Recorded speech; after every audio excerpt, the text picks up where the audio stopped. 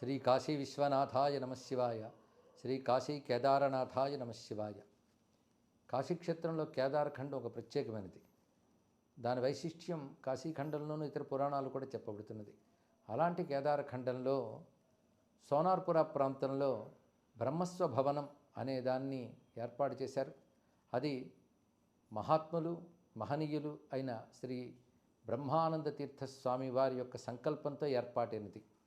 వారు పూర్వాశ్రమంలో వేద విద్యానిధి జ్యోతిరాప్తోర్యామియాజీ అటువంటి మహనీయుల యొక్క సంకల్పంతో అనేక మంది నైష్ఠికులు వారిపై భక్తితో సనాతన ధర్మంపై అనురక్తితో ఏర్పాటు చేస్తున్నటువంటి భవనం అది.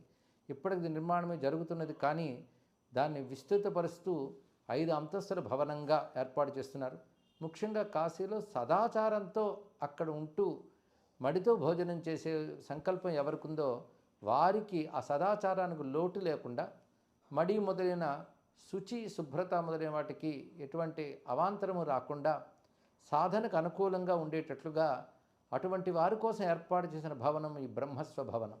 అంతేకాదు ఇక్కడ సత్సంగాలు అనేక రకాలైనటువంటి ప్రవచన కార్యక్రమాలు జరపడానికి కూడా మంచి మండప నిర్మాణం కూడా చేశారు. ఎన్నో వ్యయప్రయాసలు కోర్చి ఎంతో భారీ ఖర్చుతో ఉన్నటువంటి ఈ ప్రణాళికను చేపట్టి చేస్తున్న వారందరూ కూడా అభినందనీయులు.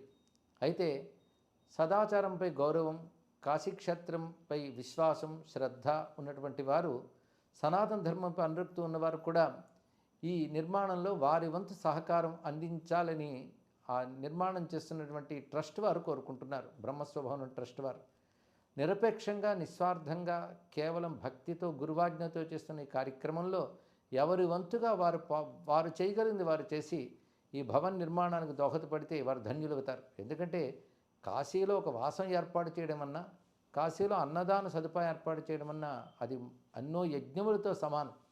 అది చేసిన వారికి ధన్యతనిస్తుంది. అందరూ కాశీవాసం చేయలేకపోవచ్చు, కానీ కాశీవాసం చేయాలనుకున్న వారికి, కాశీ యాత్ర చేసేవారికి ఏర్పాటు చేసిన వారు కూడా జన్మని చరితార్థం చేసుకున్నవారు అవుతారని శాస్త్రములు చెప్తున్నాయంటే, అలాంటిది బ్రహ్మస్వభవనం వారు అందరికీ మంచి అవకాశం ఇస్తున్నారు. ఈ అవకాశాన్ని అందిపుచ్చుకొని సనాతన ధర్మ అనుయాయులు వీలైనంతగా దీన్ని సహకరించి ఈ భవ్యమైన భవనాన్ని అతి త్వరలో మనం సాక్షాత్కరింపజేసుకున్నట్లుగా చేయాలి. దీని ద్వారా జరగబోయే సత్కార్యములన్నీ నిరాటంకంగా విశ్వనాథుడి దయ వల్ల, అన్నపూర్ణమ కటాక్షం వల్ల నిర్వహింపబడాలని కోరుకుంటూ, నిర్వహిస్తున్న వాళ్ళకి, నిర్మాణం చేస్తున్న వాళ్ళకి అభినందనలు అందిస్తూ స్వస్తి. శ్రీ విశ్వనాథాయ నమః శివాయ.